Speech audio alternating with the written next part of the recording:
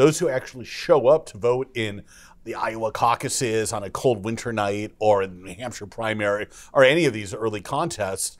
And Trump has said openly, I am your retribution. And he's kind of setting himself up as a martyr, even a biblical type figure, to channel persecution of the average person as he sees it. And it's worked till now. There's not a lot of reason to think that will change. Again, whether that is an effective tool in the general election, that's another conversation. Welcome to The Debrief, where we talk to the Washington Examiner's top journalists about the headlines they're covering this week and where the story's going next. I'm Jim Antle, and I'm joined today by magazine managing editor David Mark. David, former President Donald Trump has indicated he's received a target letter in the federal January 6th investigation from special counsel Jack Smith. This would be the third indictment. The first two indictments don't seem to have really altered the status of the Republican race for the 2024 presidential nomination. Might the third time be a charm for Trump's primary opponents? There's not a lot of reason to think so. Anybody who doesn't like Donald Trump over his legal problems, alleged legal problems, is probably going to vote for him already. A lot of people voted for Donald Trump in 2016 when it was pretty clear he at least had civil lawsuits against him. In 2020, there was more, you might say, evidence against him. Now there are actual legal charges. If people have not abandoned him now, it seems unlikely. To me, the only way that it kind of could potentially work is not any pressure put on Trump by rivals like Christie, the former New Jersey governor, Will Hurd, former Texas congressman, or Asa Hutchinson, former Arkansas governor. It's just that it's become so cumulative, and Trump's lawyers ultimately tell him, hey, you got to focus on your legal cases. You're in serious threat of going to prison here.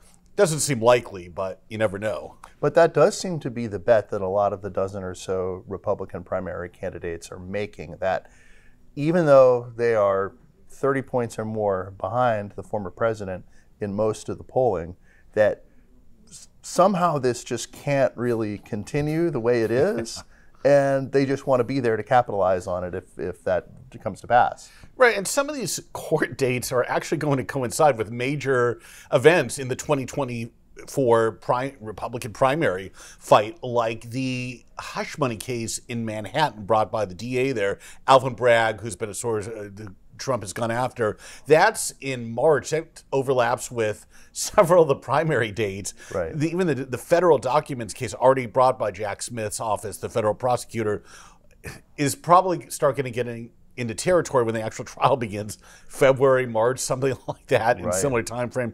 If there are more indictments coming, specifically one or more on January 6th, and then potentially in the state of Georgia in Fulton County, you got to think the calendar is there too. Now, that probably doesn't hurt Trump specifically, but it doesn't really help him for the general election either. That's one step down the line, but it's worth considering.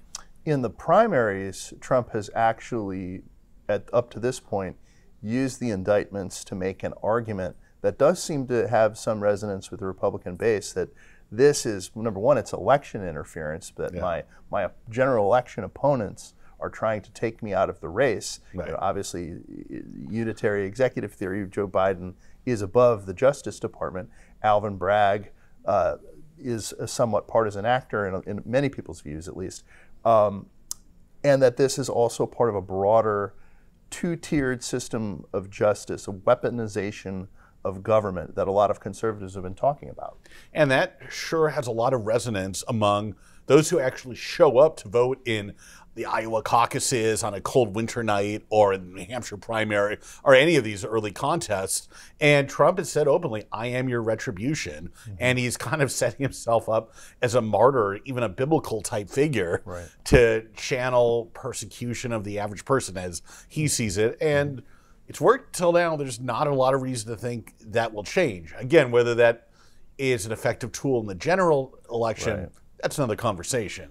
And his primary opponents have had a hard time reacting to that. Obviously, some of the opponents like Christie and Hurd, who you've mentioned, and Hutchinson, who want to make a clean break from Trump central to their campaigns, are sort of upping their criticism of the former president. But that's not really where most of the candidates who are really trying to compete with Trump but seem to be willing to go. Right, because most of the party is with Trump to one degree or another. Now, it begs the question why people would want a pale imitation when you could have the real thing, unless they're just betting that something happens to him either legally or nature takes its course or the actuarial tables kick in or something of that nature. But that's a hope, not a strategy. It's not something you can really bet on. Chris Christie, the former New Jersey governor, has been by far the most direct about this. It goes with his blustery personality, the fact that he was a big Trump supporter, he was an ally of the administration. He has been by far the most effective, and he's the best known of the trio of, you might say, directly anti-Trump candidates. He actually is rising the polls a bit in New Hampshire. He's still, depending which one you look at, in the single digits, but he is starting to bypass some of his rivals. So maybe he's hoping he can turn into a two-person race effectively in New Hampshire and some of these other states. Thank you, David. Thank you. You can read David and the rest of our political team's coverage at washingtonexaminer.com.